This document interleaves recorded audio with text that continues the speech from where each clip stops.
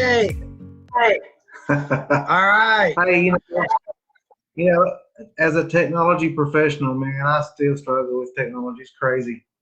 My goodness. I don't know. Anyway, I completely understand. It's so much easier to do this on Instagram also. Yeah, that's true. It is. Who's in here with us? I can't see who's in here. It just says two people here. It's just us. Yeah, that's kind of crazy. Oh no, it's not just us. Hold on, let me try something real quick. I'm gonna see. Yeah, because I'm looking over here on my page, but I'm not seeing anything. Because there were about 8 or 9 people watching, and I'm gonna. No, it's on. Yeah, it's. Oh, there's people. Okay, cool. Well, I'll just pretend like I know what I'm doing because I don't. I'll just set the mouse over here and we'll just play around a while. I don't know. Hey, Yeah. First time doing this. Oh well. All right. What's up, man? How you doing? Doing well, man. How are you? Long time no see. I'm good. I'm good. I am definitely enjoying this warm weather. Oh my gosh, me too. I'm so ready to for spring. The time change this weekend. Can't wait. It's hard to get out there and do those long hikes. You start in the dark and you end in the dark. It's no, and it's so dang cold. Where I live. Yeah. Where I live over here in Andersonville, I've already got daffodils popping in my yard, like full bloom daffodils. Spring is in the air, man. It's not far away. It's like what, 11 days, 10 days? No, it's pretty awesome. Something like that. Yeah, I'm pretty happy about it. Yeah. Thanks for having me on here. I have no idea how to do this. We've got a little bit of a lag. I've noticed that, so I'll try to adjust as I go. So, RJ, tell the viewers. I know there's a few on. Tell us about who you are, what are you doing, about hiking and yourself in general. Oh, and yeah, I'm RJ Walland. I hope that's okay. I decided to have some whiskey. I don't drink very much, but this was a good occasion to have one. I'm RJ. I'm 41. I've been backpacking and hiking since I really got into it right about the time I was 20. I worked with this hippie dude with my dad named Pat. We decided to come down and play around on the AT for several months. Did most of that. I kind of took a break from it for a long time. About 2008, I got back into it, moved to Colorado. And if you don't hike when you're in Colorado, I know there's something wrong with you. A few years after that, my uncle bought that was my cat, sorry. My uncle bought a condo down here. And so I started coming down here with him. And over the course of the last 10 or 12 years, I've hiked in all 48 of the lower states. A couple countries. I've hiked in Mexico. I've hiked in Wales. I've hiked in England. Hiked in Cuba. Started on the SB6K last year. Didn't do much of it.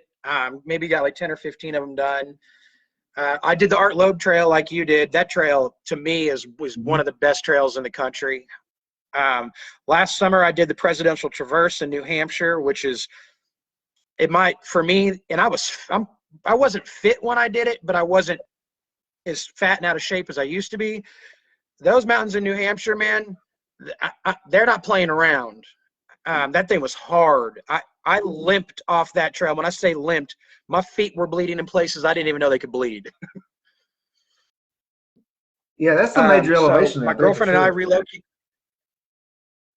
It's the elevation change. It's in the Smokies. It's not so rocky, but out there, everything is a rock this big, so you never get to stop mentally focusing on where you're going.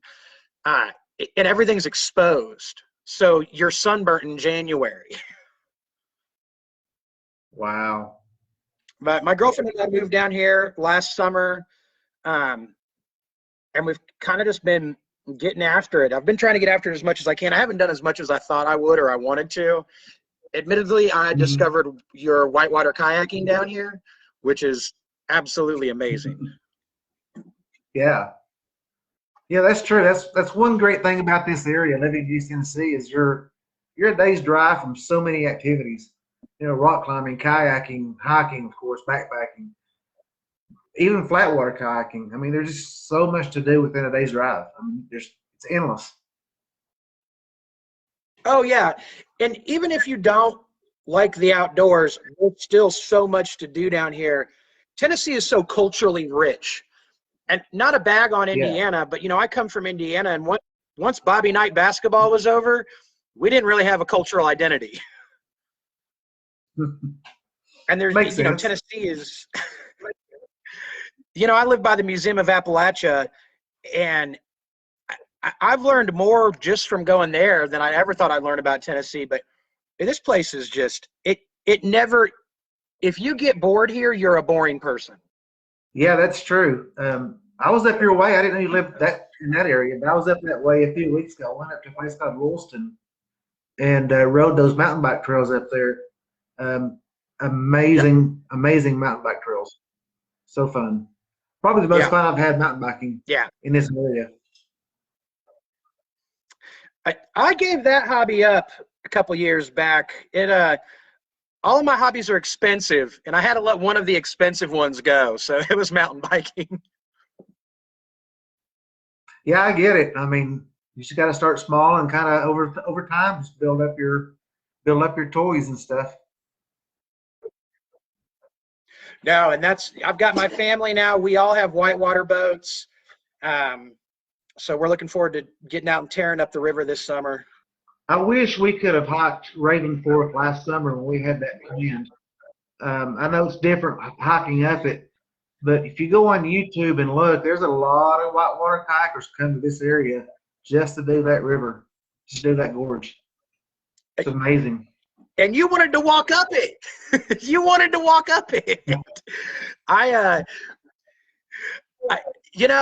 I've thought about that hike, and it's very rare that I don't do something because I don't feel safe. It really has to be a crazy idea. I think for me that day, the water was just flowing a little bit too much for me to be comfortable. It was. I think that being said, I really want to do that hike. Like maybe once it dries up this fall. Yeah, I'm hoping maybe we get a nice drought. Well, I don't want to say a drought summer, but if we get a nice summer with no rain for a while, or this fall, I mean, it'd be cool to go up there and do that. I think the Smoky Mountain Hiking Club has got a. Oh yeah. I think they're going to do that hike sometime this summer. Not sure when, but that should be fun. I haven't looked at their list of hikes. I got out with them. They did a Big Ridge hike. Big Ridge Park is like 10 minutes from my house. And I got out and hiked with that group. It's a cool group of people, man. They're all real nice, real friendly. I certainly stuck out like a sore thumb, not only by my age, but I think just by being covered in tattoos. But they were all very nice and friendly. Oh yeah, it's a good group of people. Well, and that's, we were talking about this earlier in message. I think that's one of the things I like about down here so much. Though I kind of have had a hard time finding people to get out and do the stuff that I really want to do with, like the off-trail stuff, the harder stuff.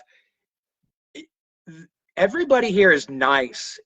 Even if you don't politically agree with them or philosophically agree with how the park should be ran or any of these other hot topics that are going on right now, people down here are, and I think it's a Tennessee thing by far and large, it's a Southern culture thing. People are just nicer and more respectful. I have had some really great, informative and eye-opening dialogues with people that outside of the hiking world, I would have never have crossed paths with.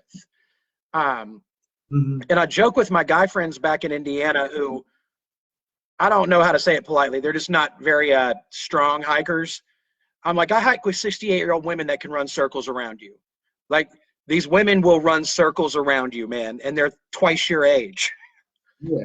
And it's just different down here, man. And I like it. It is, you know. Yeah, I think it's the Southern hospitality, and the hiking community. I feel like is just a real tight knit group for the most part. And it's kind of nice. It is, and with a tight knit group, you know, you have your little family squabbles and things like that. But I kind of Christy Parsons was really the first person I met in the hiking community down here, who is my favorite person in Tennessee. I just adore that woman. She's a peach. And everybody needs to follow her Instagram. She's got one of the prettiest Instagrams out there. But you know, she was kind of my first introduction to Tennessee culture. And just anytime I've needed anything, she's just been like, here. And I never got to meet Mike Maples, but I was going over chat logs with him from 3-4 years ago, and he was so helpful and so informative and such a steward of the park, but not only that, but an oracle of the park.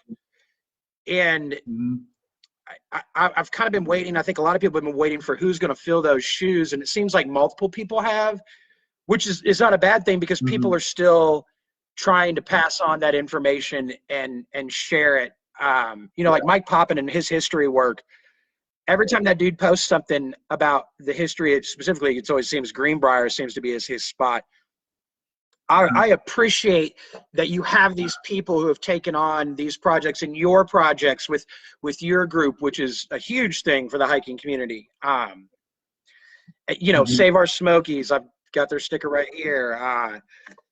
There's a lot of neat groups of people down here that glue that community together. Yeah, that's true. I agree. Christy left you a little message there.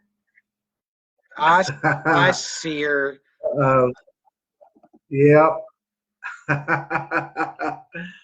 Yeah. So, you know, hiking the Smokies was just basically formed I mean, I was working on my map. There was a couple other groups around at the time, but, you know, I kept getting booted out of them and whatever else was going on. So I thought, let's just create a new one and see where it goes. And now we're 52,000 strong and still going. And it's nice to have that. I've been booted out. Go ahead. Sorry. Go ahead. I just gonna say it was nice. It's nice to have that many people interested in the Smokies and interested in hiking. And my thing has always been about getting people active and getting them outside. And you know this because you kind of went from where you were a year or two ago to where you are now. Maybe 6 weeks ago. Just kidding about that. But I mean, yeah, to me, it's about getting people outside and getting them active and enjoying a place that we all love, which is the Smokies. And we're still growing, but we're also using those 52,000 people as a voice of like, hey, yeah, Save Our Smokies is there, and you know, leave no trace, and you know, be a good steward, and all those good things, and it's a great audience to have. It's just, like I said, huge. And with a big mouthpiece comes big responsibility. Well, and one of the things I'm surprised sometimes I don't get kicked out of the groups. I think if I wasn't friends with you and Christy and Rachel, my ass would have been told to beat it a long time ago, because I go hard in there sometimes. I've been a little nicer lately, but if I had to hear one more fucking conversation about micro spikes, I was going to lose my mind. I think we've had a conversation about booting you out. Probably. I'm okay with that. It's, you know, but that group though, you know, we were talking about in our message earlier, where do people go to get information about the Smokies? And though sometimes I find there to be completely ridiculous information handed out in there, not handed out, but like when somebody posts a question, some of the answers, I'm like, no, that is a terrible answer. You're setting that person up for failure. I think, and I really hate the response from people, why don't you Google it? Well, if I wanted to Google it, I wouldn't have joined this group. I joined this group to have a human conversation, human interaction with people, and to have their experiences told to me. And I love that about the group. And sometimes it frustrates me, you know, because I don't want to sift through those conversations to get to the, what's Johnny, tell me how you got to Cobb Butte. Like, but for the tourist, you know, I think that group, I tell every friend who's coming down here, I'm like, if you want a guide service, Smoky Mountain Guides is the way to go. Those are my people. They do a great job. Clayton and his wife do a fantastic job of taking care of their guests. Go to the Park Services page. Go to their Twitter. Go to your YouTube if you're looking for videos on hikes. Go to the Facebook group. Those are kind of like the main go-tos for where do you find out information about the park. I like all trails. I'm a Listed John guy. I'm a Peak Bagger guy because that's the information I'm looking for. Mm-hmm. But for tourists, you know, there's a wealth of information available out there, but I encourage them to think about it critically before they just go taking advice. Otherwise, they're going to be carrying 52 pounds in their backpack up LeConte. Yeah. You know, the same holds true with like off-trail hiking. I love off-trail hiking. I do it quite often. But you have to watch how I have to watch how I post my off-trail videos or pictures, because it's not a trail that just anybody off the street driving in from Ohio can go and hike in a day, because for one, if they don't know navigation, they're going to get lost. You have to study a map and, you know, all that stuff. But I just have to be very mindful of those things when I'm posting those type, you know, that type of data. Right. And I try to keep it, you know, like you're saying, tourist focused and very educational. We won't keep it educational, of course. So what? Well, and I think that's, you know, that. Go ahead.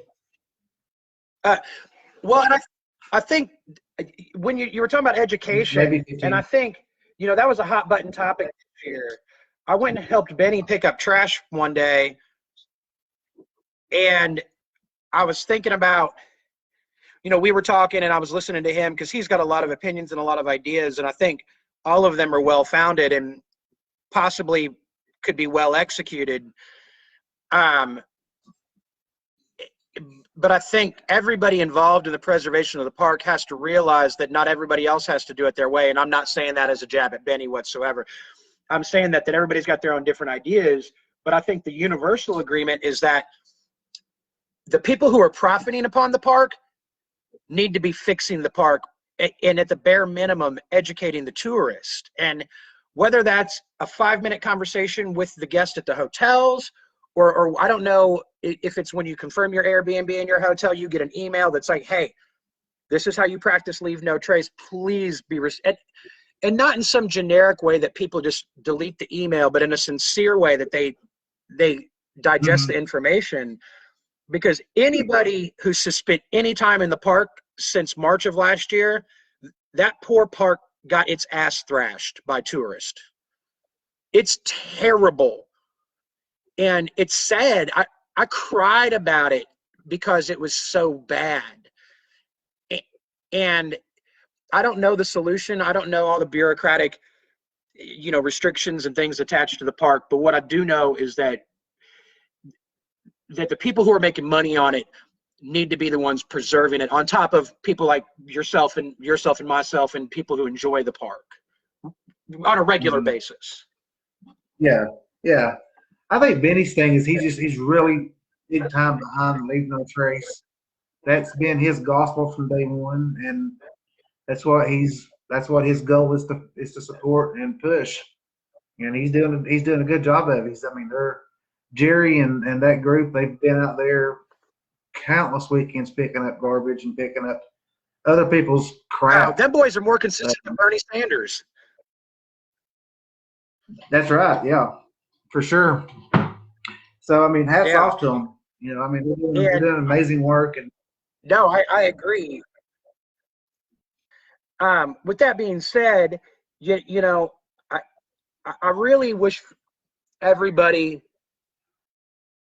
You seem to be the guy who's got the ear of the people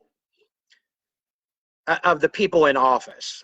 Now, we don't need to go too deep down this rabbit hole, but I know 4 park rangers. I think 3 of which I talk to. I have a rapport with, where we can go back and forth about stuff, and their frustrations are the same as the rest of us. Only their hands are tied, and they can't do anything about it. And you know, the whole, well, issue tickets, that's fine, but that money doesn't go directly to the park. And I don't know what the solution looks like, but I think it lies on the shoulders of the people profiting.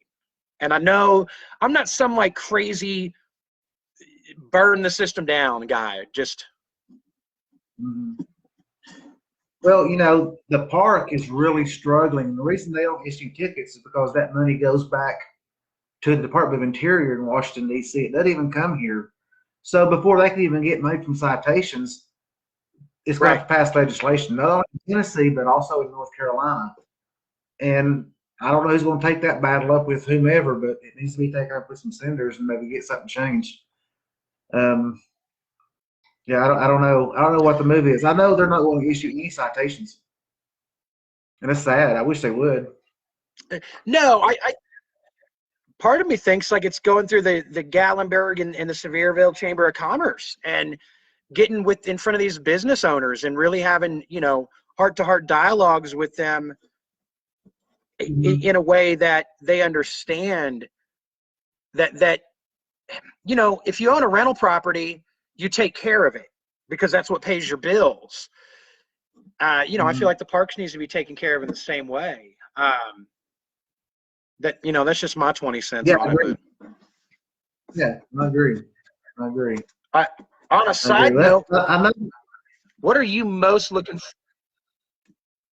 Go ahead. I was going to say, I know that the park is going to be making changes this year. You know, they started some with white oak sinks and with the permit system there for groups. I do think that we'll see some other things like that come down the peak in the coming months, maybe. Good. But I know they're working on some stuff. I saw that in the newsletter, and I like that. You know, hey Jimmy Barnett, how you doing, buddy? And I agree with what Jimmy said, but my counter, or maybe the devil's advocate in me, would say, well, if the word got out the park was giving tickets, that would need to spread to like hotel staff and restaurant staff for it to spread to the tourists. Absolutely. Because if I'm down here for Sunday, Monday, and I get a ticket, how's it going to spread Thursday and Friday? But frankly, I'd rather see them ticketed anyways. I'd rather see 30 cents of every dollar come back to this park than no cents of every dollar. But I agree with the you. word that I got. I think that's a good point. The word that I got from the park ranger was, this was, and I can quote it almost exactly. He said, "I don't have enough tickets in my book to issue tickets in 1 hour." Like he said, I can spend 1 hour and I can empty my book, and we get none of the money back. So why waste my time? You know, that speaks volumes. But, and that's what I agree with Jimmy as well. I mean, you know, get the word out. You know, and it's sad. I don't know. I really, the only solution that I've been able to come up with is the business owners. On that note, though, on a different topic, what are you most excited for this summer? One of the things I want to do this year, I know, is the Cumberland Trail. I know it's not all the way through, but I want to start section hiking those sections that are open this year, especially this summer. Nice. This is something very unique to the Smoky Mountains community. There are people that only hike in the park, just in the park. Like the thought of even going anywhere else to them is sacrilegious. It blows my mind. Like when I discovered I live kind of close to Big South Fork and Frozen Head. Those places are absolutely mind-boggling beautiful with a 50th of the crowd. And I do that 20-mile loop around the perimeter of Frozen Head is one of the best trails in Tennessee. It's just funny to me that my uncle, sorry if Tony, if you're watching this, sorry, is such a Smokies purist that like the thought, like to get him out of here, he would rather die. I'm like, Tony, it's okay. Like there's other trails. They're beautiful. They really are. Yeah, there are so many trails. I love when Sis was talking about doing her second map. I'm like, come out of the Smokies. Let's go hike somewhere else. Let's go to the Cumberland Plateau. Let's go Big South Fork. Let's go, Frozen Head. Let's go to Obed. Nah, I'm gonna stay in the Smokies a while. Now she's kindly, after she finished her second map, now she's branching out a little bit more and seeing what else is out there, and she's realizing, oh my gosh, there's so much more to just the Smokies. Oh, I remember I asked you to go hike in Colorado with me, and you're like, "No, dude, I don't do the cold." Yeah, had it been summertime, I'd have been all over it. Oh, it'd have been cold. It'd have been so cold. My buddy Sean Kitts, who was going to do that with me, is getting ACL surgery like right now. So the whole thing didn't come together. But I love the cold. I don't know what it is. I went and did Gaio and Old Black a couple weeks ago, and it had to have been 3 degrees up there. It was so cold, and I love it until I get kind of scared. Until I'm like, am I going to get stuck up here in this? Yeah, Mount Gia was one of my favorite. I remember it's one of the. To me, it's one of the most. I call it the crown of the Smokies. The summit of Mount Gia, the crown of the Smokies. Yeah. I mean, it's rarely visited. It's visited usually by those peak baggers, like you and I, and hardly ever anyone else. But it's one of the prettiest summits, in my opinion, in the entire SB6K. Oh, the first time I did it was with my friend Michael Hernandez, who he completed the SB6K, and then he just finished his fire tower, his North Carolina fire tower, and now he's working on the waterfalls, I think, with his girlfriend, Mary. When we did it, that was the very first time I'd ever hiked with Michael. But Michael's one of them guys that you know him for an hour, you've known him for 10 years. He's just a cool cat. And, man, we got up there, and I remember you saying, you got to be respectful up there. It's the crown of the Smokies. And I remember saying that to him, and we must have sat there for probably 25, 30 minutes, but we were trying to nail Old Black before we went and set up camp. And then Old Black just stomped the tar out of me. I mean, it just beat me. I mean, we went the wrong way and we're stuck. I was so stuck I had a panic attack. And then I was like, all right, I got to calm down. Oh, no. And then 4 feet away, there's this huge manway that goes up to it. And I was like, son of a bitch. But I'll show you my map sometime of when I was going up to Gaio, because it was like all the way around the summit. Or not Old Gaio, Old Black. But, so there are some spots in the Smokies that are special. I mean, everything in the Smokies is special, but there are spots in these mountains that are close to God, is the only way I can put it. Sitting on top of Mill Creek Falls by yourself will change your life. You've been up there. Even some simple spots that are, the swimming holes on Middle Prong, if are just, when I worked as a guide, I would take these people down up to the falls and just let them walk along that rock. And, it was beyond their Instagram picture and I could see it when it clicked for them that it was beyond the Instagram picture. They're like, wow, this place is magic. I think there's a lot to be said about this place. Yeah, I agree. There's some of it, Instagram doesn't even do it justice. I mean, it's one of those things you have to take it in your heart and take it in your eyes, and it's there. It's just, you just know that it's just like, this is heaven on earth right here. This is just an amazing spot. It's kind of cool. My first time actually the 2 times I've been to Old Black, I did the same thing you did. I kind of got in that thicket up there. But once I got to the summit, you could see the manway, and there's no blowdown, no briars to swim through. But I've missed it every single time. I've been to Gio 3 times. My first time to Gio, I took the long way up and had to swim through a blowdown forest.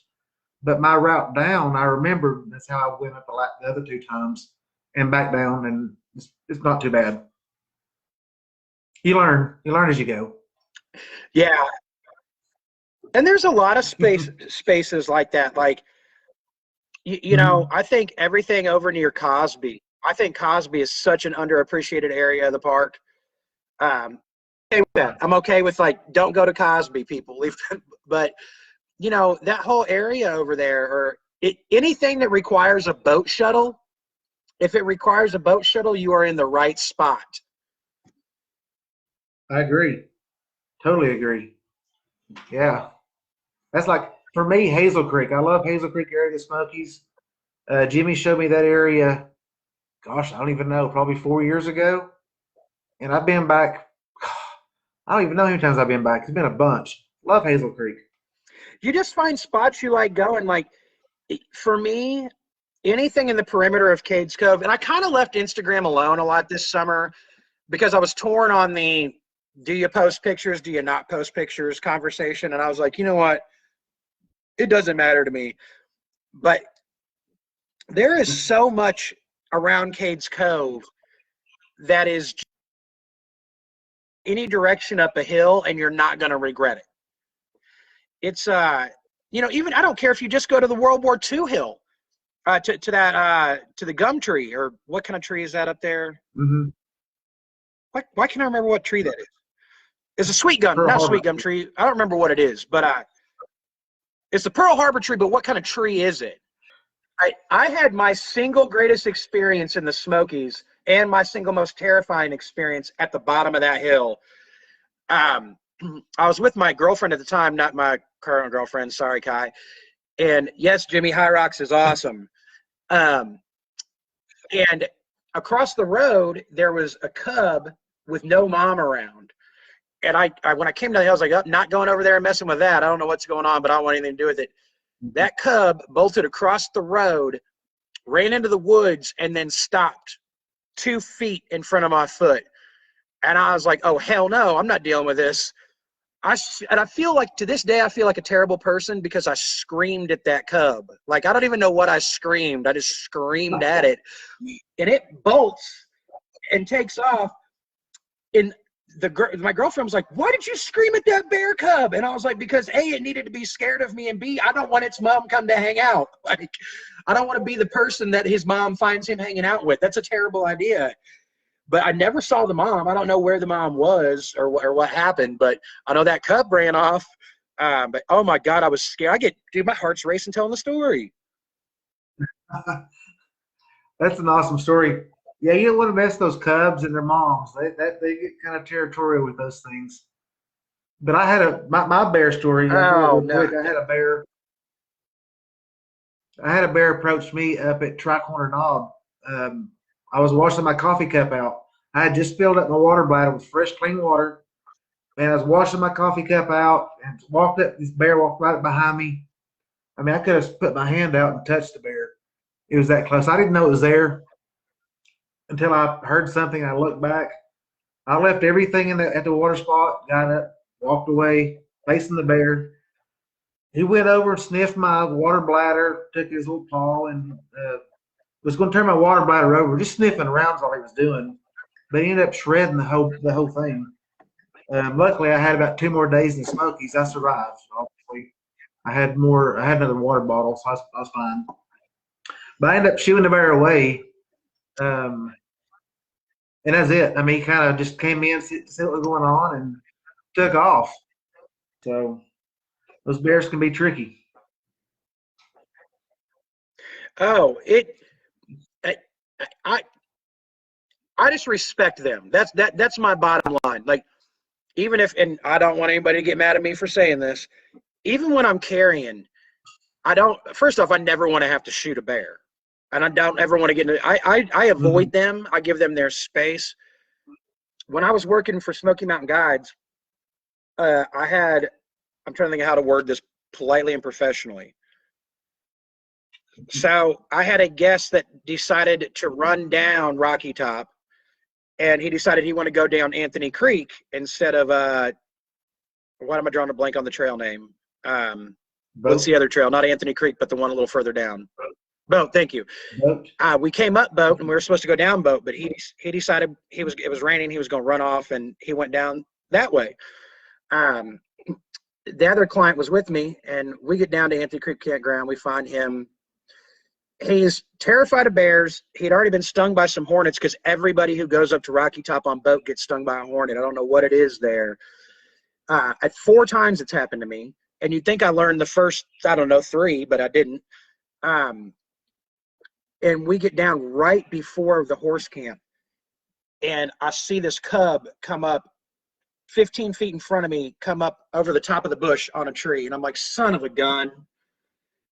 This guy he's like, I'm going to run. I'm going to run. And I was like, no, you're going to stand right behind me and you're not going to move. And I finally had to get explicit with him. And I was like, you're just going to stop and you're going to hold still. And I reached around and I grabbed his hand. And then the lady that was with him, who was his best friend, I grabbed hers and I was like, we're just going to stand here and we're going to let them know we're here. And he's like, so should I scream at it? And I was like, no, I mean, it knows you're here. Like it's well aware. Like, I was like, hey bear. And I was like, we're just going to sidestep until we're like 150 feet away. Cause I'm not dealing with y'all. I turn around, he's got his camera out over me like this. And he's like, hey bear. And I'm like, oh, this dude.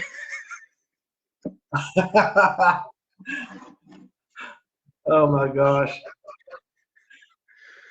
I didn't know what to do with him. I remember calling my boss, trying to tell him the story. And Clayton is just the most laid back, cool guy ever.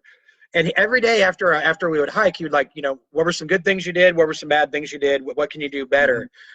He didn't even ask me what I could have done better. Normally he was always like, what could you have done better that day? And on that day, he was just like, nah, I'm just sorry you had a bad day, dude. It was, I will never forget that. I will never forget that dude. That's awesome. It was an awesome wild. Story. Oh my gosh. Well, what's been your most favorite or memorable time in the Smokies or experience that you can share? I had a feeling you were going to ask that. I was just thinking about that. Yeah. It's hard to answer that because I think about the very first time that I climbed LeConte when I was very out of shape and kind of new to mountains. And I remember when I got up there and then I went out, I went all the way out, and I remember seeing that view and just being like, whoa, like this was at the point in time when I was really starting to rekindle my relationship with God. And I remember looking around and being like, this is God made, this is big. This is bigger than me. That was probably one of my biggest moments in the Smokies. But as far as like crazy ones, man, well, the last one I just told is one of them. And then that other bear story. I was over in 20 Mile, and it was the first time I'd ever decided to go off trail in 20 Mile. And I didn't really know where I was going. I would just my off trail technique when I was by myself was make sure that you can go one direction for 2 to 3 miles and find a major artery. That was like kind of because I would go by myself so much.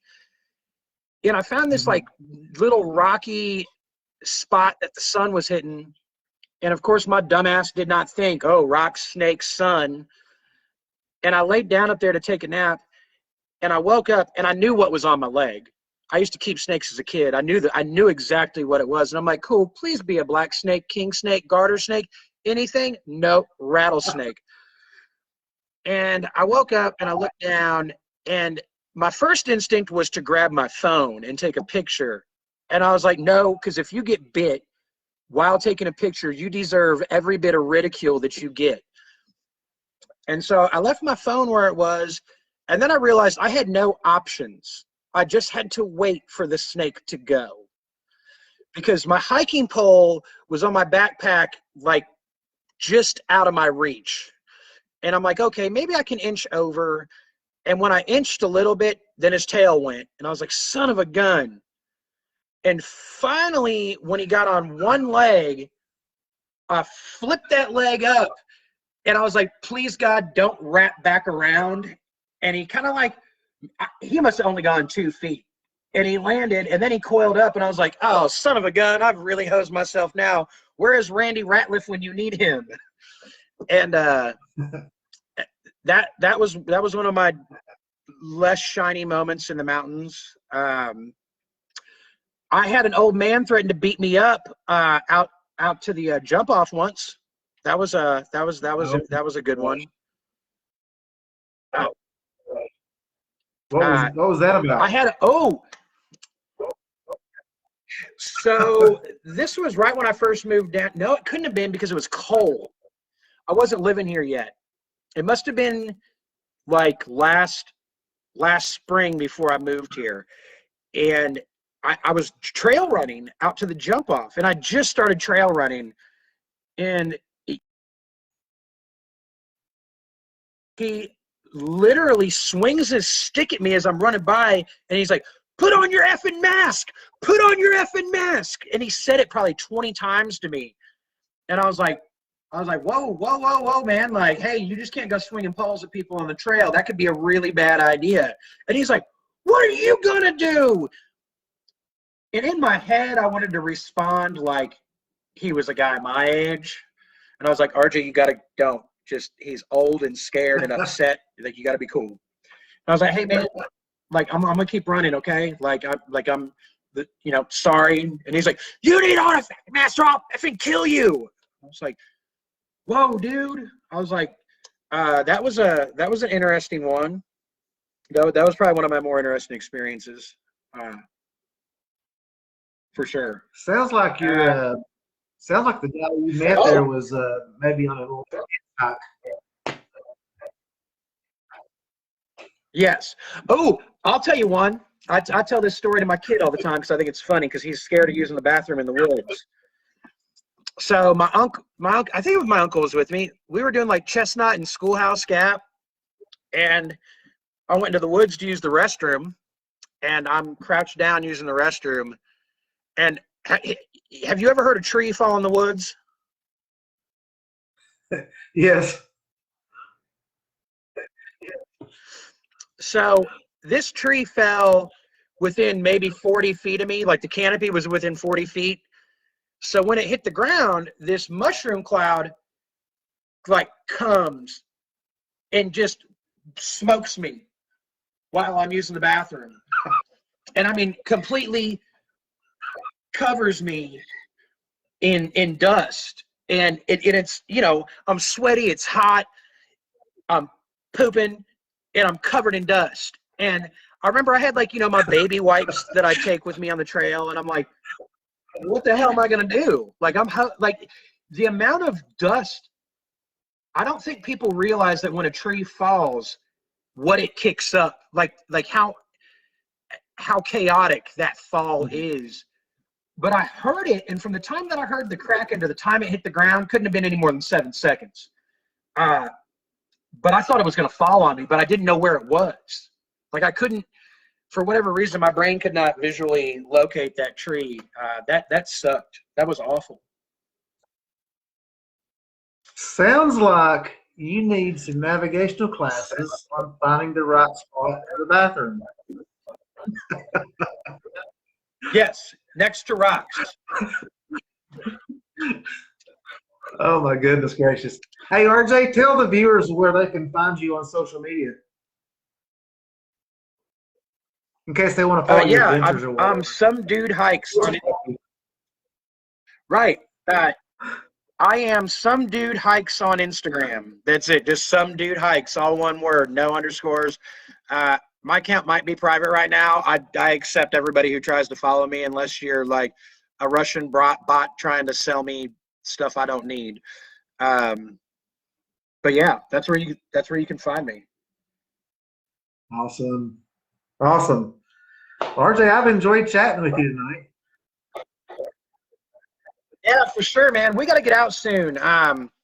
We definitely got to get out and do something sooner than later, preferably. I really hate that everything with COVID really screwed up this past year because we were doing group hikes every month, and I was definitely hiking a lot more prior to COVID than I was late last year. So I'm not sure when you're leaving. I hate that you're leaving, but I know you are. But yeah, we need to get out and get some hiking in before you go. Absolutely. And I'll still be down here probably every 6 weeks. You know, my uncle's got a place in Gatlinburg. I really enjoy getting out and hiking with him. You know, he's in his 60s, so you know we kind of take our time when we get out. But he's working on his map. You met him. He's pretty close to being done with that. So I any chance I have to get out with him and help him knock some of that out. You know, him and my Aunt Susan are, you know, I'm pretty close with them. I'm named after him. All right, so if you've missed this video, I want to go ahead and post it up on my YouTube channel probably tomorrow. I don't know if it'll stay on my Facebook page or not. If it does, I'll leave it there. But I'll definitely save this video out and drop it up on YouTube. Yep, RJ is out. Wi-Fi, I'm assuming it's Wi-Fi issues. But anyway, guys, thanks for watching. You can follow me on Instagram and all the good fun stuff, YouTube, Facebook, Hiking the Smokies, Facebook group, all that cool stuff. If you like this little live video stuff, let me know. I'm thinking about maybe doing something like this weekly or bi-weekly or something. So anyway, give me some feedback. Let me know what you think. And y'all have a good night.